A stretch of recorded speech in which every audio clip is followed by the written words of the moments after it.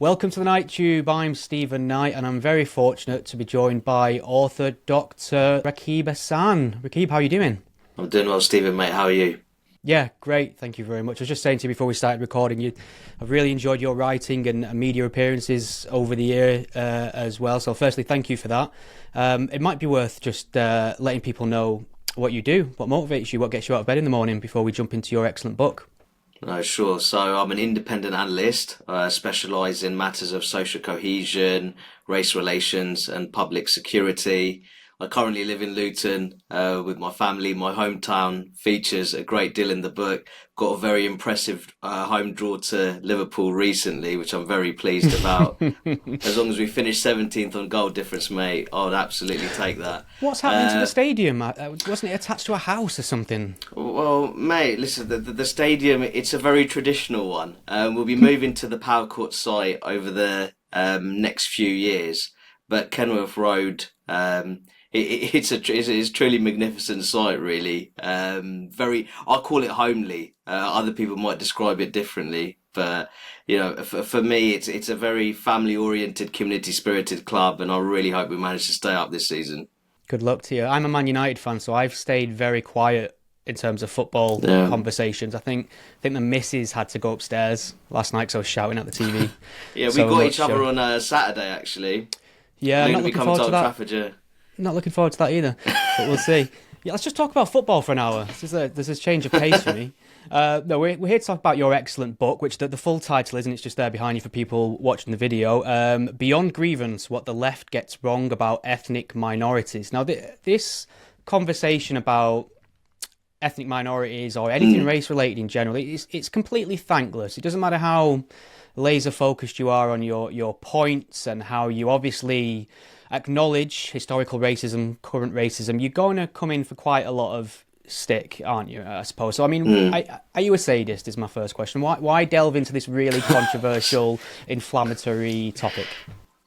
Well, mate, I mean, I've been called far left communist, far right hack and Islamist infiltrator on Twitter all in the same day. Um, but for me, it's war off a duck's back. I thought the book was much needed. If I didn't feel that was the case, I wouldn't have written it to begin with. I think many of the liberal left narratives we see surrounding ethnic minorities need to be challenged. I think all too often the members of the liberal left, they present Britain's ethnic minorities as some kind of downtrodden, miserable and victimised bloc. And I think that's something that I really wanted to take to task through the book. Definitely, and you mentioned. I mean, we both write for Spikes. I've enjoyed your writing over there over the years. You've also written for the Daily Mail, and that's one of the things that the left will instantly put you in the far right bin. They'll do this genetic fallacy of you write for Spikes, you write for the Daily Mail.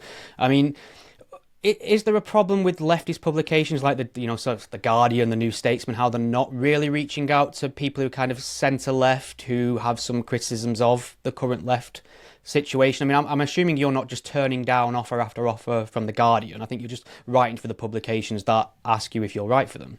No, absolutely. And of course, if the offer was there, I would write for those publications as well, absolutely. And I still think, for example, that The Guardian still produces very good articles, for example, when it comes to looking at how asylum seekers are disproportionately rehomed in the poorest communities in the country. And that's something that I've talked about a great deal as well, how relatively deprived working class communities disproportionately bear the brunt when it comes to those rehoming processes.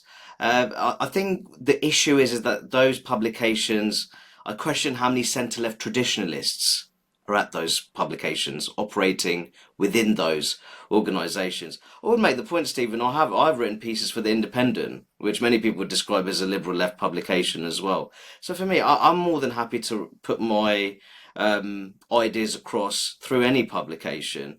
But I think naturally, because economically I would describe myself as centre left, I care a great deal about workers' rights. I believe that there's far too much economic precariousness I can't believe you got that sentence out. in modern day Britain. And I think crucially, we need to have a discussion about how economic inequality has the potential to undermine social cohesion. I think that's a conversation certainly worth having. You But I would far describe right my, monster. but I would describe myself as a cultural conservative. I believe that a stable family unit is the finest form of social security known to humankind. I think that no man is an island. I think that individuals function better when they're within a stable family structure, but also a high trust local community. So I wouldn't describe. I think for me, the one problem I really have is the kind of devil take the hindmost materialism, which poses a threat to those organic social structures which can provide a sense of belonging and purpose. So economically, I lean to the left, but I would say socially, perhaps a small c conservative. Yeah, that makes sense. And I do find myself nodding along to a lot of small c conservatives, socially conservative ideas for sure. I suppose that, I mean, we might as well start with the only place where I feel like you really lost me in the book, just to get that out the way, Sure. is the idea of faith. Now, me having my roots in the kind of baby eating new atheist movement, I'm very suspicious of faith, but I kind of concede that sort of the secularization of the country and our culture, we've lost something. This aspect of community, perhaps tradition, things like that. I suppose my feeling is we can get those things without having a resurgence of Christianity, for instance. I think my genuine thought on this is that the claims of religion are false. Therefore, that's a bad foundation to build anything on, democracy, culture, law, etc. And, we don't have to go back too far to see how bad things were when religion did dominate. Now, you kind of push the idea of faith in the book as something virtuous, something that's one of the things that helps social cohesion. I just wanted to get your thoughts on where you maybe are with faith personally. What kind of force how would it manifest in terms of maybe a Christian character of the country, perhaps? No, sure. And firstly, I've made the point in the book that with my counter-extremism background, I know how religions are exploited in order to justify terror-related objectives. I'm very clear about that. I also talk about the threat of religious identity politics. I think that really came to the fore with last year's large-scale public disorder in Leicester, which is primarily between Hindu and Muslim youths. Yeah. So I wouldn't say that I'm trivializing the threat of sectarianism. What I actually argue for and articulate in the book is a shared appreciation of faith and spirituality, and I think that's something that could move beyond the kind of religious tribalism that you may be referring to. And there is a wealth of literature, Stephen. I'm not saying that this includes you, but there are patterns of association which show that when it comes to various mental health outcomes and psychological well-being, people of faith tend to fare better across those measures compared to atheists, for example. Now, of course, there'll be exceptions to those patterns. I'm not disputing that. But I also think with faith as well, that religious and spiritual membership can provide a sense of belonging. Now, of course, you don't want those forms of membership to be divisive, and you don't want them to come at the expense of social cohesion. Absolutely not. And these are things that I very clearly expressed in the book. For me, my own personal faith, it's a very private matter. And I wouldn't say that it doesn't impact on how the country should be governed. Now, in recent times, we've seen people even argue for a Muslim party in the UK, and that's something that I'm totally against, because I think that organising a political entity along religious lines, I think that would be particularly damaging for British democracy, actually. And I think that would be a threat to social cohesion. I always believe that in order to secure meaningful social, economic, and political change, it's best to engage with wider civil society as opposed to organising a tribal political organisation. But I make no apologies for the chapter in the book. I think that faith can be a source of good if it's channeled the right way. It can be a vital source of resilience and optimism. And I think that is especially important in an increasingly volatile and unpredictable world. Far too reasonable in your response there. I'll have to think of something else to pick a fight with you about. But I mean, I suppose the backdrop of this conversation is, I mean, you are a staunch defender of freedom of expression. That comes across in your writing and the book especially. But the backdrop of this conversation, we're recording this, it's the 9th of November. The weekend coming up, we're expected to see tens of thousands of people taken to the streets of London on Remembrance Day in support of the pro-Palestine cause, which is probably the most charitable way of describing it. Now, there's been a lot of debate about whether this should be allowed to go ahead. There's been a few comments made from Suella Braverman that have not gone down well in certain corners of the commentariat. Where are you in terms of the line of free speech on these people's pro-Palestinian views and rights to protest, and how do we kind of deal with the people who are outright channeling anti-Semitic sentiment in the streets or pro-Hamas sentiment? Well, firstly, I'd make the point if there's any chanting which involves incitement to violence and it's targeting a particular group, I expect the police to intervene, Stephen. My conservative values on law and order are very well documented. And I think that the Met in particular, and it's something that, as you know, that I wrote in the book, the Met is a failing organisation. It's a scandal-riddled behemoth. For me, it comes across as incredibly confused when it comes to the management of protests. The Home Secretary today has intervened in the Times. Not sure why she mentioned Northern Ireland. I think she let herself down in that particular was a element massive of the misstep, article. wasn't it? That was a serious misstep in my view, especially considering that Stormont is not currently active. The power sharing arrangement there is not going according to plan in Northern Ireland. Why did she just wake up and think, I'll just piss off the Irish today with everything else that's going on? Very poor intervention, because I think that she made some reasonable points in the article. That there is that image, or rather there is that perception that the police handles different protests differently, based perhaps on the ideological character of those protests and demonstrations. And at the heart of policing should be neutrality. And at the moment, I don't think we're really getting that with the Met. Now, in terms of the pro-Palestine protests, in my view, they're perfectly legitimate concerns when it comes to the Israeli government's response to the October 7th terrorist attacks carried out by Hamas. And it's very clear, it's very important to make clear that they were terrorist attacks. Many people find it very difficult to even say that. Yeah. But I think that there's perfectly legitimate criticisms to be made in terms of the Israeli government's response, which increasingly looks like collective punishment of Gazans. And around half the population in Gaza is actually under the age of 18, which means that there's a very good chunk of the population that wasn't even born last time elections were held in Gaza. So I have very serious concerns in terms of in my view, those forms of collective punishment.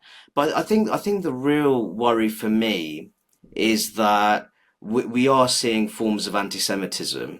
That focus on Israeli government policy, it often descends into anti-Semitism, or far too often for my liking, put it that way. And I think that needs to be called out more by people within the pro-Palestine movement. And I think viewing British Jews as an extension almost of the state of Israel, I think that's wholly incorrect. And I think that needs to be called out, in my opinion. And I say this as someone I've often talked about, as you know, Stephen, the threat of Islamist extremism, which is the principal terror threat in the UK. You can have very valid concerns over Islamist extremism, in my view, and but at the same time acknowledge that there are legitimate criticisms to be made about Israeli government policy, and also support Palestinian statehood more generally. So that would be my view on the issue. All right, fair enough. I mean, just to pivot away from something controversial to something not controversial at all, which is Brexit, which is a huge cultural and democratic issue in our country, as you know. I mean, I voted Leave, and I still maintain I made the right call there. It was a strange sort of feeling going into the office the next day. The atmosphere in the air, it almost felt like you could almost get lynched for admitting that you'd voted Leave. And I just wanted to get your opinion on it, because the sort of lefty bourgeois conception of Brexit is that it's a kind of racist project. It's just jingoism reborn. However, you cite some interesting stats in your book about 1 in 3 minorities voted for Leave as well. I mean, Luton, where you are, is a hugely, pivotal place in terms of Brexit. Maybe you can just talk a little bit about how people's perception of what that was about is a bit askew. No, absolutely. I think some of the responses to the Brexit result was absolutely bonkers. You had Sir Vince Cable of the Liberal Democrats um, suggesting that this was a form of white nostalgia coming to the fore.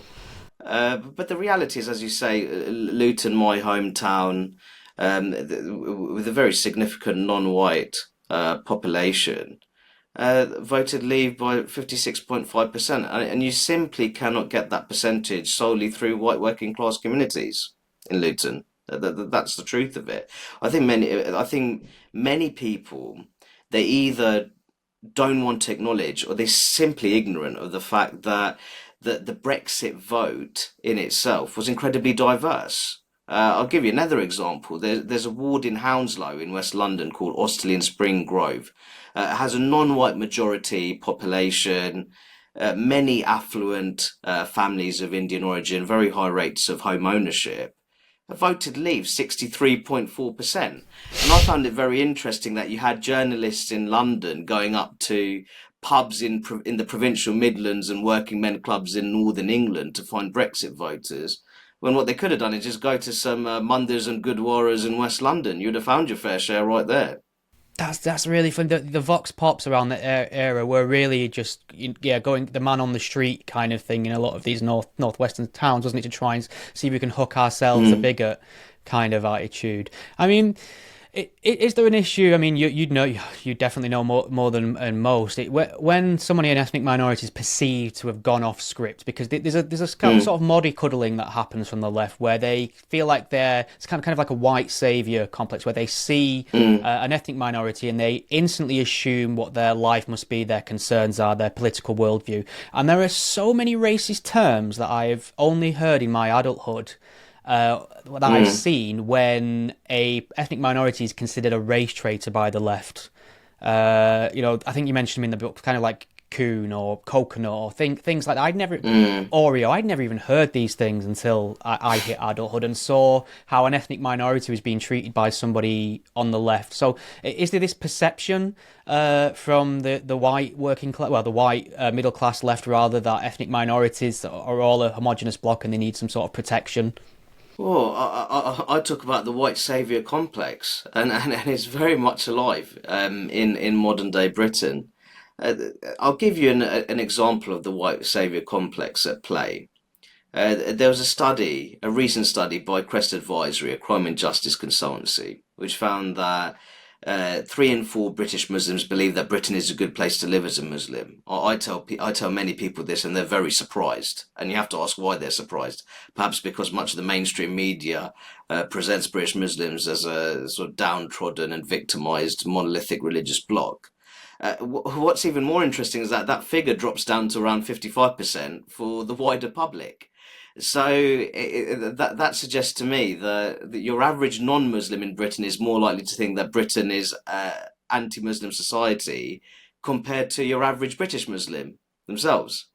So I think that very much shows how white saviour complex, how it really plays out.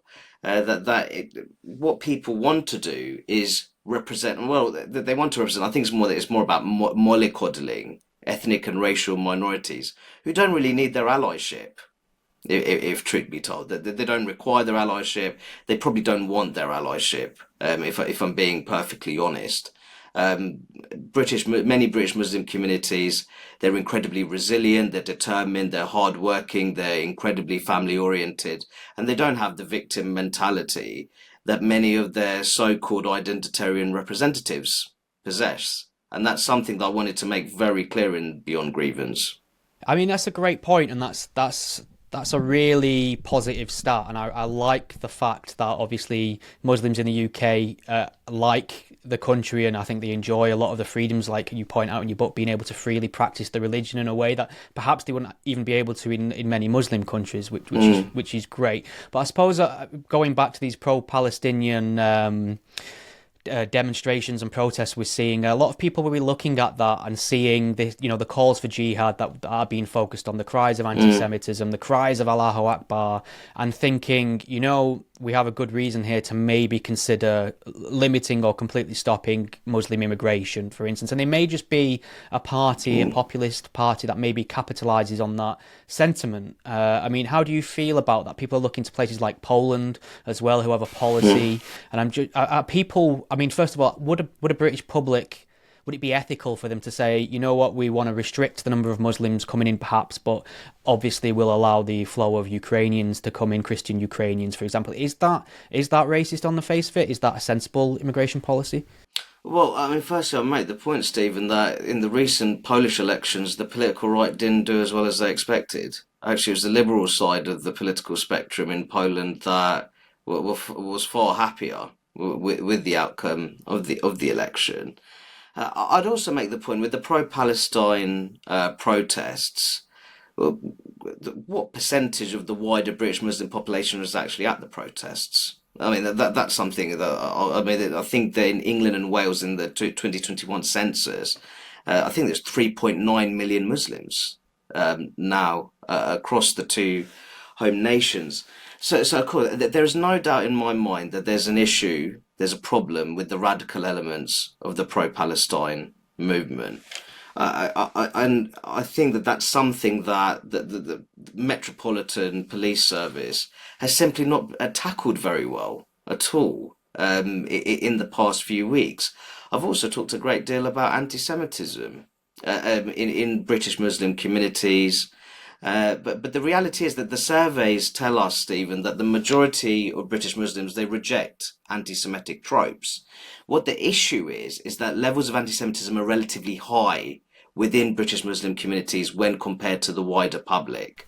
And I think that's something, if people are very interested in social cohesion, and especially identitarian Muslim organizations who talk a great deal about Islamophobia and anti-Muslim prejudice, I think they would have more credibility when they're making those points if they're more forceful when it comes to addressing discrimination on their doorstep and within their own communities. Because I think that's real anti-discrimination behavior when you tackle those problematic attitudes within your own communities. You mentioned a lot in the book about the importance of family, a stable family structure to, children going on aspiration. Used this word a lot in the book, which seems to have been something that's dropped off the left's radar. I mean, why is it true then that a stable family structure, as in a two-parent family household, has advantages for the children? And why is this sort of unit in decline in the UK? I think in recent times there's been a real problem in the UK in terms of materialistic individualism. I know that individual liberty is a classic traditional British value, but I think the issue we have is individual hyper liberty. And I think the reality is, whether it comes to marriage or parenthood, a high degree of self-sacrifice is required. It's as simple as that. And I think some individuals are simply not prepared to do that, or they're not understanding of that before they make the decision to get married and have children. I think in certain communities, I feel like taking parental responsibility is almost seen as unfashionable, quite remarkably.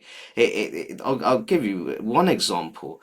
The ONS data from 2019 showed that when it came to children of Black Caribbean origin aged up to 15 years, 63% were living in lone parent households. 63%, comfortable majority. That figure drops down to 6% for their peers of Indian origin. And I think that having stable two-parent households, now I'd make the point, someone could be born to a two-parent home and they could end up being a gross underachiever who even falls into the criminal justice system. Someone could be raised by a single parent and they could go on to achieve truly remarkable things, including building a stable family of their own in adulthood. But I'm talking about the patterns of association. Which model of family structure is most strongly associated with positive youth outcomes, whether that's mental well-being, physical health, level of school attainment, cognitive development, then further down the line, labour market integration. And it's very clear that a two-parent household spearheaded by a married couple, because married couples are less likely to disintegrate compared to parents who may be cohabitating, that is the family model which remains most strongly tied to those positive youth outcomes and young people's development.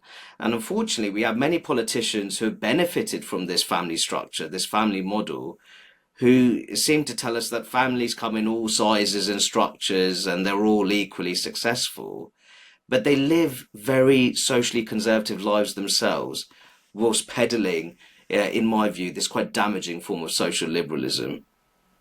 I wanted to get your opinion on something else that I've been following rather keenly for years, in fact, and that this was the stop and search of Olympian Bianca Williams and her partner Ricardo dos Santos, I believe he's called. I think this happened sometime in 2020, July perhaps. And it became a national scandal because Bianca Williams publicly claimed she was a victim of racial profiling. And there's been investigation after investigation, and we finally got a result on this last week or so, a couple of weeks ago. And it feels like they buried the lead a little bit because 2 officers were let go for gross misconduct, and this was the headline. However, their transgressions appear to have nothing to do with racial profiling, and in fact, all the officers involved were cleared of any charges of racial profiling. Yet Bianca Williams and her partner seem to go on this kind of victory tour of the media as if they were vindicated after they'd essentially said the UK is very racist. This is a quote from Bianca Williams. And she'd called for the police commissioner at the time to step down. What is your perception of this story, and how damaging can these things be to the culture, to society? Because obviously I feel like, I mean, you mentioned the Casey report a lot in your book. We want racist cops to be absolutely hammered wherever we can find them and obviously get them out. They're not fit for the badge. However, it can be quite damaging as well when false accusations of this kind are levelled towards the police. Where's that balance, and what was your perception of the verdict? I think for me, in terms of policing in London, we're going through a very rough patch at the moment, and London as a city when it comes to policing. Now, you talked about stop and search, Stephen, and I think it's best that we discuss more about that because many people portray this as an indicator of the institutional racism within the Met. Now, don't get me wrong, I have very little time for the Met. I actually call for the Met to be disbanded in my book. I think it is well and truly a failing organisation which is far too large to succeed, far too big to succeed. But for me, in terms of stop and search, many people say, "Oh, but look, it's disproportionately young black men who are being stopped and searched by the police." Now, I've said that the police, for example, the body-worn video equipment, it should be a requirement that police officers wear that so we know exactly what's going on or what's happened when more controversial incidents take place. But the reality is, and it's something that we've talked about already, you have to look at the communities where family breakdown is especially high, where there's a lack of a responsible male role model in the household.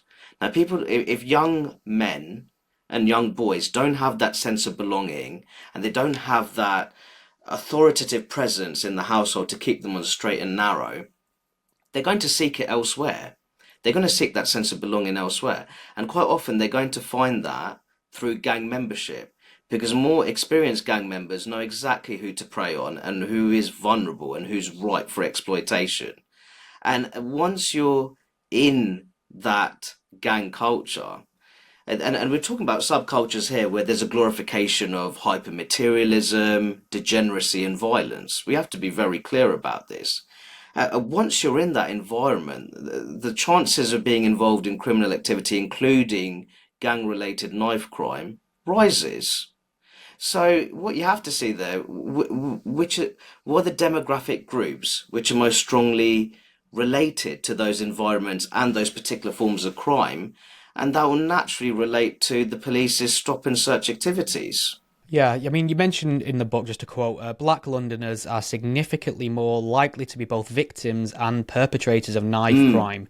To ignore these details when absolutely. discussing disparities in stop and search rates makes little sense. So, I mean, on the face of it, people who aren't invested in this, who aren't aware of cultural aspects and things like that, will just see the stats, or they'll see the pictures of people arrested for knife crime and see a Mm, disproportionately number of black male faces. It tends to be a male crime. I don't know if you saw. There's a video that was widely shared a few years ago of the Met. Stopping and searching. I think it was a black youth. I'll have to check.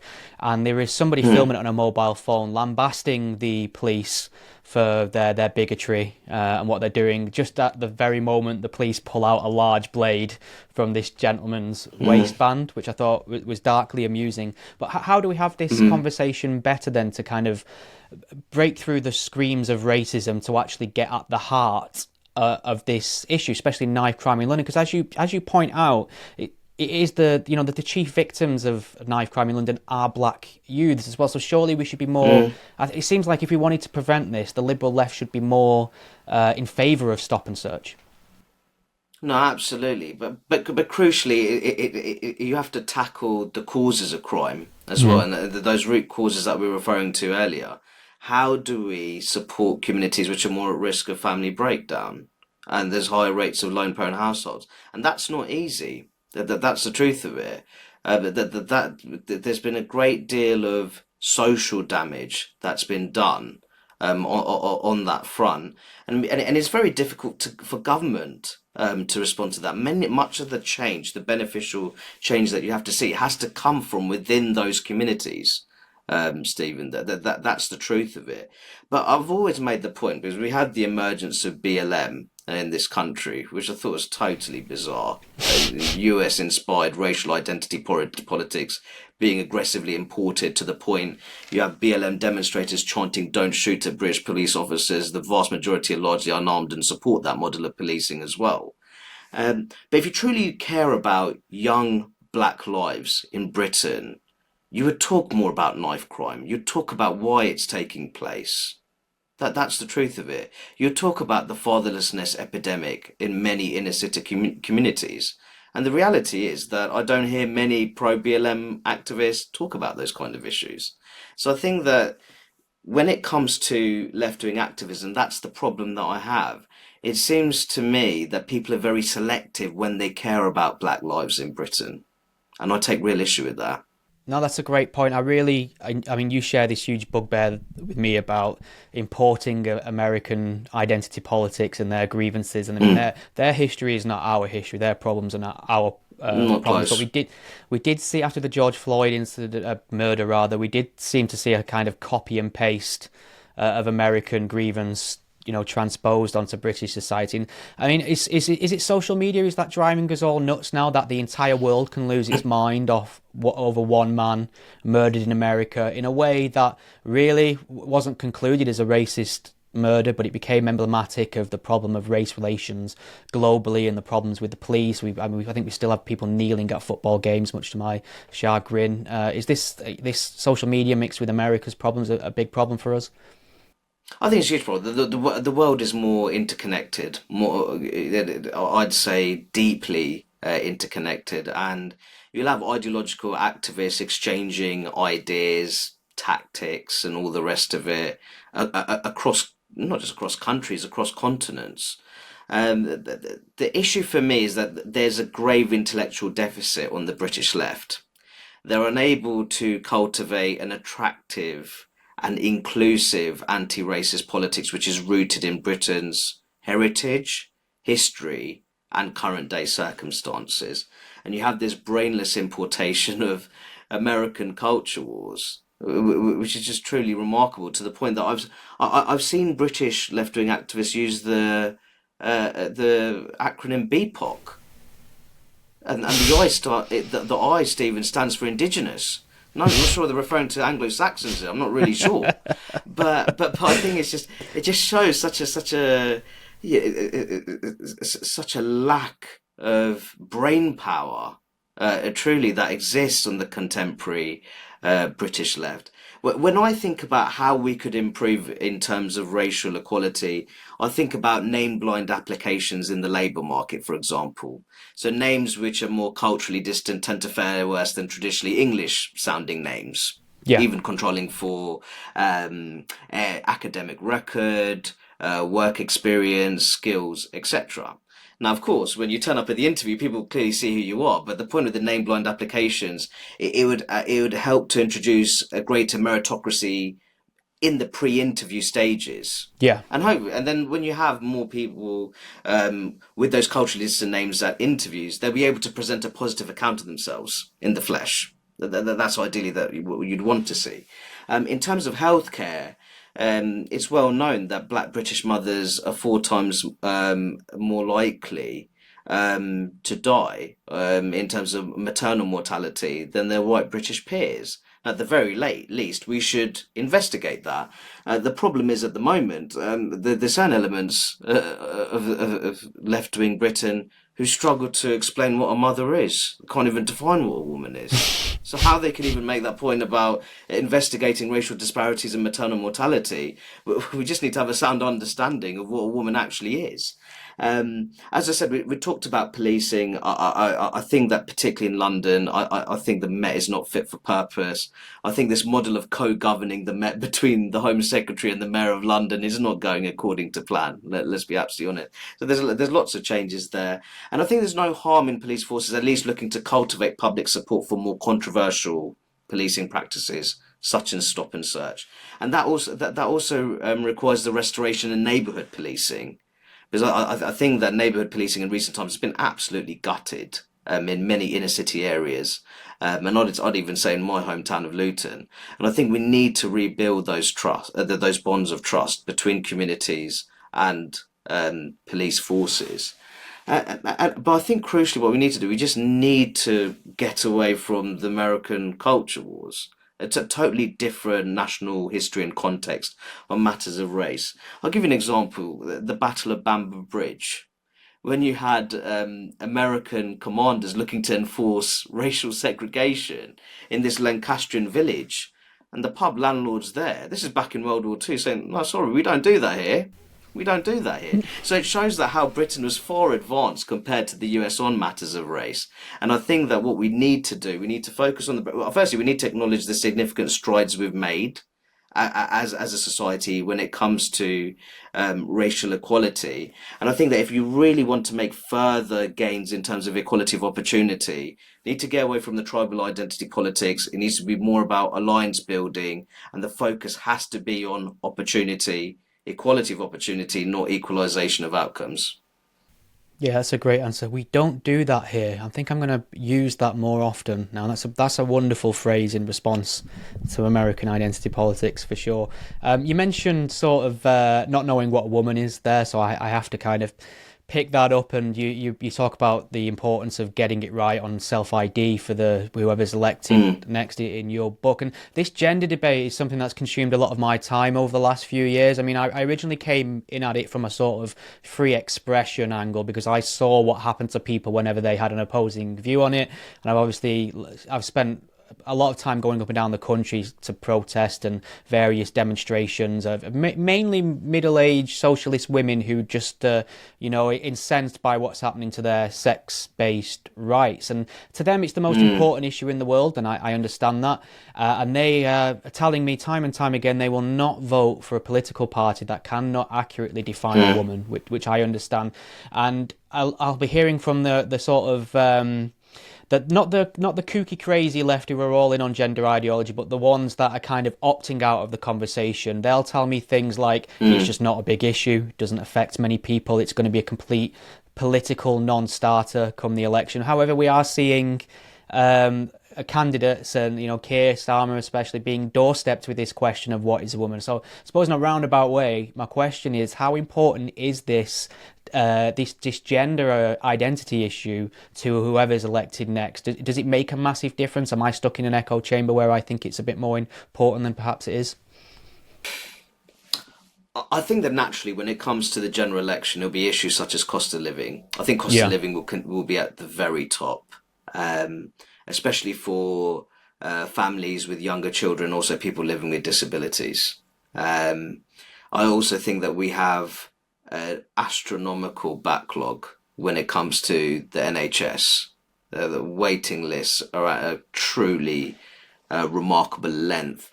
And I think in housing, we have a backlog in the region of 4 million homes, according to a Centre for Cities report. So I think those issues, to be honest, will come to the fore. Issues such as poverty reduction, which Labour traditionally will be far more trusted than the Conservatives. I'm not trivialising the importance of radical transgenderism, the threat of radical transgenderism to sex-based rights. I just think these are the issues which are going to dominate, or rather, they're going to be at the forefront of people's minds ahead of the next general election. But saying that, it's the kind of thing. If that kind of radical transgenderism rears its ugly head, and for example, more people within British Muslim communities were to become more aware of it, then that could be a problem. That could cause a problem in many local. I mean, if truth be told, I think we're seeing that with Israel Gaza, that there's Yeah. very significant tensions between the national leadership and local Labour parties in places such as Burnley, Pendle, even in my hometown. Of Luton. I think there's also the number of resignations in Oxford meant that Labour actually lost control of the council. Yeah, Um, that's a huge one, isn't it? so I think, yeah. So I think for me, on the national level, ahead of a general election, I think those bread and butter economic and social concerns, those wider social concerns, I think that would dominate the debate. But I would really encourage Labour to reach a very reasonable position on sex-based rights. For me, a woman is an adult human female. It's as simple as that for me.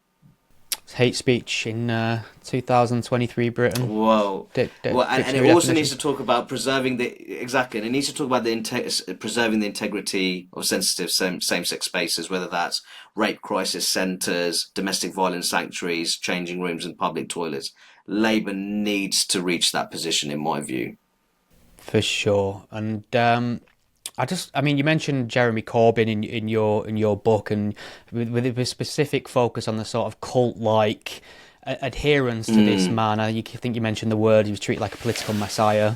And I saw this, I was one of the people, one of the many people who saw this coming over the hill as someone on the left. I voted Labour my mm, entire life. I'm from northwest Manchester. It's mm. practically a sin to vote for Tories here. I remember I remember a few days before the election, I went for a pint with my dad. He's in his 60s now, and I asked Mm, him who he'd be voting for at the general election, and he said he'd be voting Labour.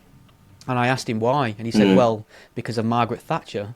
So that's how deep that runs. mm. Really, people have that resentment, and I Yeah. think I voted Labour all my life. I think I had a weird year where I voted Lib Dems once, but when Jeremy Corbyn became leader of the party, that's the first time I voted for the Tories. I saw him as completely unelectable. Mm, I saw his anti-West sentiment. I saw the fact that he'd break bread with any Islamist crank that wanted to murder Jews and destroy the West. And I just found him a bit of a charisma vacuum. I'm still struggling to understand how a personality cult evolved around mm. this individual without a personality. So I suppose my question is, how damaging was the Corbyn experiment really to the British left? If I mean, to my mind, it seemed to put a Tory majority in power and leave them completely unopposed for the longest time. Well, the last general election was Labour's worst in terms of seats since 1935. Yeah. So that gives you an indication of how disastrous the Corbyn experiment was. But for me, by the way, I'd made the point I traditionally vote for the Labour Party, but I didn't vote in either the 2017 or 2019 general election. I just couldn't bring myself to vote Mm. for Labour while Jeremy Corbyn was leader. And I So can I think just pick up on the that pro point about yeah, not voting? Is sure. this valid? Because I'm so on the fence about not voting, but I feel almost like I'm doing something deeply unethical, even though the right not to vote is still part of the democratic process. Is this a valid Oh no, political no, position? absolutely. Yeah, so in 2019, I voted for a pro-Brexit independent candidate Oh, who okay, used to right. be a member of both, who used to be a previous member of Labour and UKIP. So he was my kind of bloke, to be honest. The sort of Eurosceptic left independent candidate. but I couldn't bring myself to vote Conservative either, Stephen. I No, just couldn't. It's very difficult for me. I don't think I could Being do it again. I saw it. I think Boris Johnson said at the oh, time he kind of understood we were kind of loaning our vote from the that's northwest what it place, was. and I feel like that's what I've done. Yeah, and I think what I mean, we'll keep the focus on Corbyn. I just think for me, as you say, you talked about that fraternization with Islamist organizations and individuals. That's something that I found hugely, not problematic. I just found it unacceptable. If truth be told, I'm not sure if you remember. There was also a tweet about where he said that only Labour could be trusted to unlock the talent to BAME people, Yes, you which I mentioned that in found your to book. be, which I found hugely patronising. The people who've helped me maximise my potential is my family, especially my mother, not Jeremy Corbyn and the Labour Party, right? And I think I found it to be hugely patronising, deeply condescending. But it shows that it's almost that sort of shameless infantilisation of minorities. It's only if we're in government you'll be able to maximise your potential and achieve your goals. And I just find that kind of language and that kind of perception of minorities that exists on the left very alienating.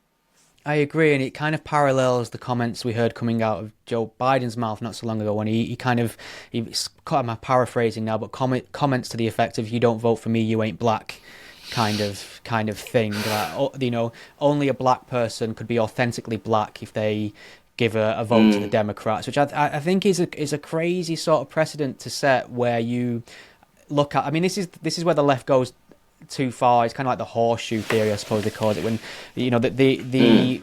the willingness to try and be righteous and do right by ethnic minorities just turns into out and out racism, where you look at someone and instantly on their skin color you've decided what political positions they hold. And you make the great point in your book, really, that a lot of ethnic minorities in this country are very socially conservative, which would come as quite a surprise to the mainstream left, wouldn't it?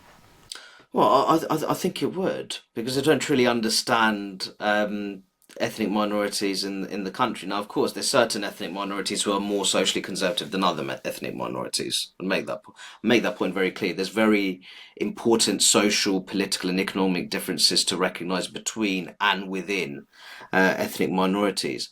But generally, there is a thread of that sort of cultural conservatism, something that things that we were talking about. We've talked about a great deal in this conversation, the importance of family, community spirit, the role of faith in everyday life being a source of resilience and optimism.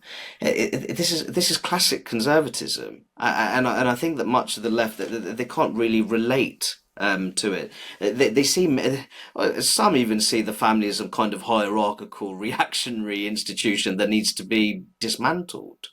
And I think it's very, with the BLM movement, it very clearly had anti-capitalist tendencies within the movement. Now, of course, do I think that we need to have a fairer economic system? Yes. Do we need to invest more in regions that have been chronically underinvested for decades? I mean, it's fundamentally left behind, absolutely. But you also have to appreciate the entrepreneurial spirit and the growing rates of business ownership within ethnic and racial minorities as well. And I think that you can support both having a fairer economic system, but also appreciating that entrepreneurialism which exists in those communities. And the reality is with the Labour Party, and I know that the term aspiration gets peddled out like anything. It really does. Um, but for me, it does need to at least engage with people's ambitions, and whether that's achieving well in an academic sense, looking to make headway in terms of their small business, wanting to progress in the labour market, and also home ownership. Home ownership needs to be talked about a great deal. And for me, you need to engage with that. If Labour really wants to solidify its relationship with more aspirational minded ethnic minorities, it needs to talk about those things a lot more. Yeah, and one of the things that I really enjoyed reading about in your book is this idea that British patriotism runs quite high in ethnic minorities as well, certain ethnic minorities. And I really like that. And I'm just wondering, I think you mentioned there's a patriotism deficit is perhaps the phrase you use on the sort of mainstream Yeah, British left. yeah. I think it's a Keir Starmer's concept of this progressive patriotism. Yeah. But for me, I don't think a progressive patriotism, for example, is introducing a new race equality act. I don't think that's the priority here, if truth be told. We already have the Equality Act in 2010, where race and religious belief, those are protected characteristics in the Equality Act. We're home to some of the strongest equality bodies in the world, compared to other EU member states. Compared to EU member states rather, such as France, Germany, the Netherlands, Spain, Italy, Commonwealth partners such as Australia and New Zealand. And Stephen, we comfortably outperform all of them when it comes to providing anti-discrimination protections on the grounds of race, ethnicity, and religion. So I don't understand why a Race Equality Act is even needed. Because when you're looking at a lot of those racial and ethnic disparities, like some of them educationally, it's actually white working class lads that are faring quite badly. What's the Race Equality Act going to do about that? The reality is many of these disparities exist because it comes down to family structure and community culture. That needs to be talked about a lot more when we're looking at these kind of disparities and when we're discussing them and when we're looking to design social policy in terms of addressing the key problems at hand. So progressive patriotism for me, it's Islamophobia Awareness Month apparently, this month. And Awkward. for me, and I'll just say this from my own personal British Muslim perspective, Britain is arguably the greatest place to live as a Muslim, and that's largely because of the combination of religious and economic freedoms. And when you look at, the sort of social context in many Muslim majority countries, in my view, it's hugely unfavourable compared to the UK. We have a king, King Charles III. He's championed Muslim contributions to the European Renaissance, extolled the virtues of Islamic finance, and he's even talked about Islam's emphasis on environmental sustainability. We're having Islamophobic Awareness Month. I see Britain as a Muslim-friendly society. So for me, it's chalk and cheese. Totally different worldviews there. So my progressive patriotism would be saying this country, for example, when it comes to, and it's something that Kemi Badenoch said. I wanted her to be Prime Minister so bad. I lost interest in the whole thing when she didn't make it. Yeah, and it's saying that Britain is the best place to be black. The response to that, I mean, among some in the liberal left was it was outrageous. In my view, but in my view, that's what progressive patriotism for me is actually focusing on how we're for all our flaws, we're a relatively successful multiracial democracy, and we should take pride. And we should take pride in our, the considerable religious freedoms that people enjoy, without letting them be exploited. I think that point also needs to be made. But for me, that would be my idea. Progressive patriotism, it has to be positive and it has to be optimistic. For me, it far too much based on doom and gloom, in my opinion. I mean, do we have a problem? And by we, I mean Britain, or maybe not even Britain. Just perhaps England in terms of national pride, because it seems to actually be celebrated in places like Wales, Ireland, Scotland. There's this big thing of this is Scottish and we're proud of it. This is Welsh, is Irish and we're proud of it. In England, it seems that people are very suspicious of anyone who has any national pride. And I suppose that does tie into historic right-wing fascism and fascist groups in the country that have exploited this sense of national pride and tradition and, give it a bad reputation. I mean, what are the merits of national pride, really? Is this something we could do with a little bit more of? I think the reason why much of our political leadership is insecure about English identity is because England is the largest home nation by distance. If you were to look at the economies of the home nations, it's the largest economy, but by some distance as well, incorporating London.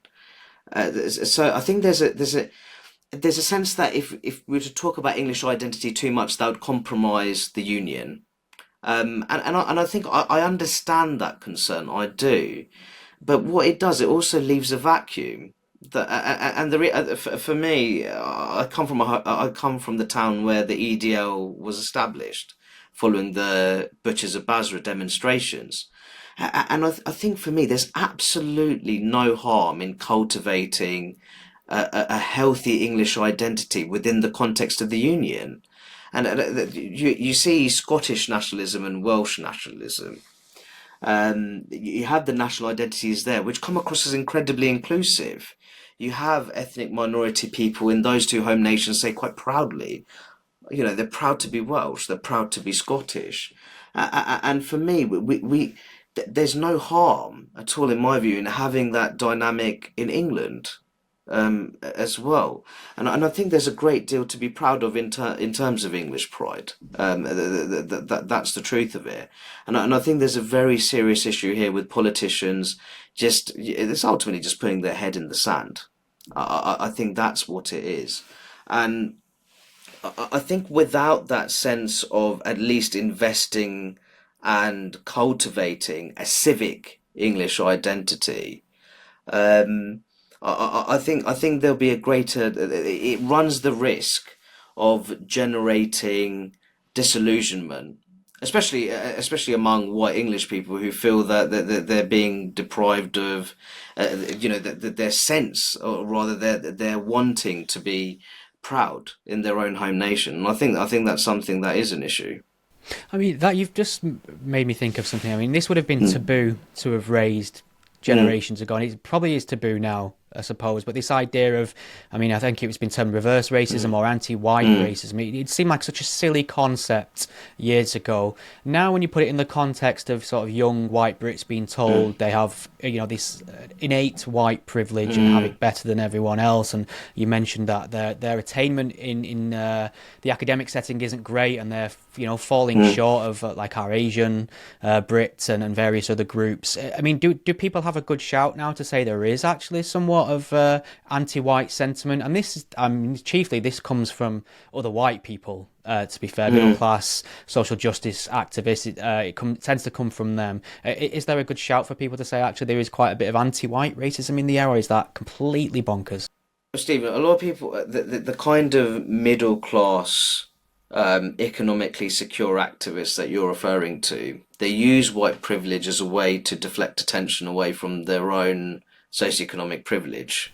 Right. That's the truth of it. So what they're looking to ultimately shift attention away from their own class-based advantages. It also offers them the opportunity to appear rebellious or on the side of fashionable social justice causes while living a life of comfort.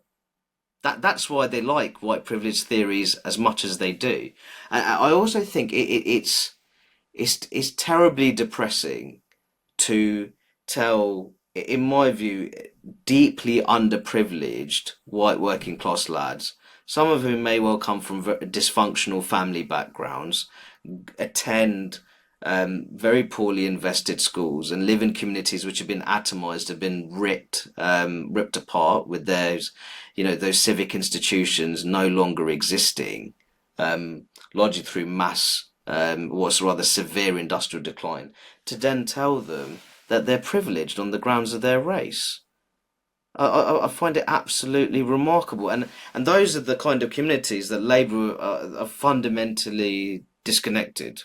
They don't have a serious, connection with those communities, in my view. So this is why I think white privilege theories, much of this has been imported from the United States.